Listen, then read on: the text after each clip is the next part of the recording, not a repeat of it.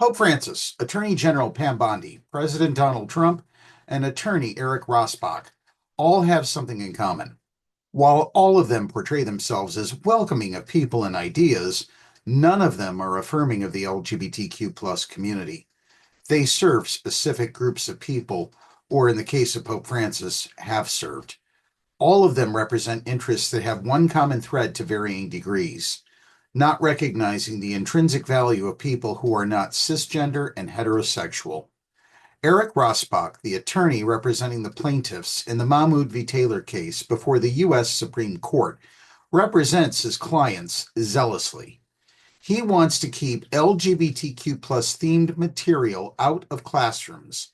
He is fighting to allow parents to use religion as a shield to prevent children from learning that sometimes two men or two women get married to one another. That has been the case in some U.S. states, such as Pennsylvania, for over 10 years. Now, our questions to Attorney Rassbach are, should children with two moms or two dads be left out of conversations regarding their own families when in a classroom setting? Do their families not count? Are they not welcome?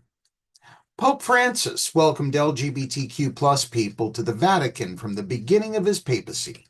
He allowed openly gay priests to continue serving in the active ministry and allowed priests to bless LGBTQ plus couples even though they were not allowed to officiate their weddings. Where Pope Francis let down the LGBTQ community is that he continued to promote the church's dogma that LGBTQ plus people are intrinsically disordered as if they are somehow less than others, and thus he did not affirm them.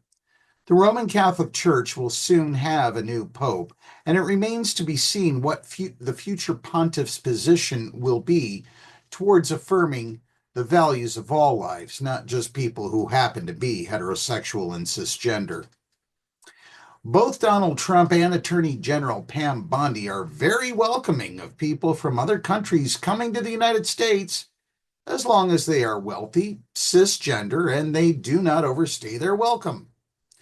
Visitors, whether students or travelers, are welcome to this country as long as they don't protest, speak out against our government, and keep their cell phones in their home countries. As long as they are not escaping persecution, they have sufficient money, and they are looking to establish businesses or factories in the United States, the doors are wide open.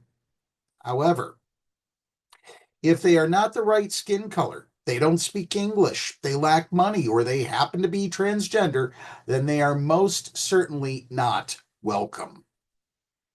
The United States has long been a nation built on immigration, on diversity of thoughts and ideas. We not only welcome people from other countries, but we also encourage them to come. People from other countries not only pick crops in the United States, they also run science labs, conduct medical research, educate themselves at some of the finest educational institutions on the planet. They build homes, families, careers, and lives here.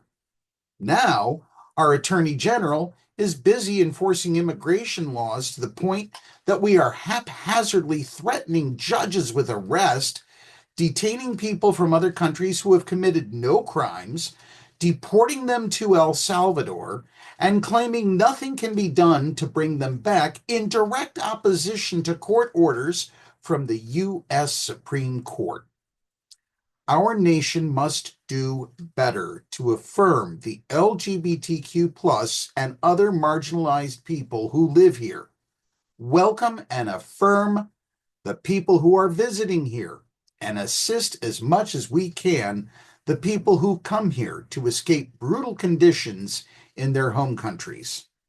Donald Trump has cost the United States far more than just the trillions of dollars worth of stock losses in the last few weeks. He cost our nation its reputation of accepting people for who they are. That reputation may be forever tarnished. It is up to each of us to take action, just like Rachel Maddow suggested. It is incumbent upon us to be more accepting of one another. That's our show for today. Thanks for listening. Stick around because up next we have a full hour of music in the Smokers Lounge.